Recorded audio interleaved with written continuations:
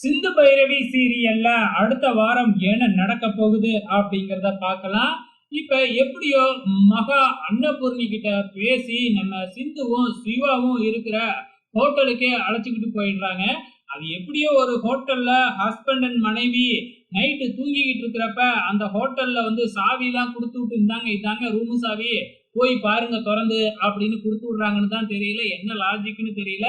So இப்ப வந்து பாத்தீங்கன்னா நம்ம சிவாவோட பெரியம்மா அன்னபூர்ணியும் சாவியை வாங்கி ரூம் கதவை திறந்தா நம்ம சிந்துவும் சிவாவும் ஒரே கட்டில கட்டி பிடிச்சுக்கிட்டு படுத்திருக்கிறாங்க. பார்த்த உடனே ஷாக் ஆகுறாங்க.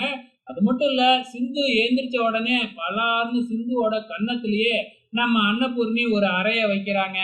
சோ இதுக்கப்புறம் என்ன நடக்கும், நம்ம சிவா அப்படியே பொங்கி எழுந்து, இப்ப எதுக்காக சிந்துவை திட்டினீங்க, சிந்துவை அழைச்சிக்கிட்டு வந்ததே நான் தான், என்னோட மனைவி தானே, அவ என் கூட தங்காம வேற எங்க தங்குவா அப்படிங்கிற மாதிரி தன்னோட பெரியம்மாவையே எதிர்த்து பேச ஆரம்பிக்கிறாப்புல நம்ம சிவா.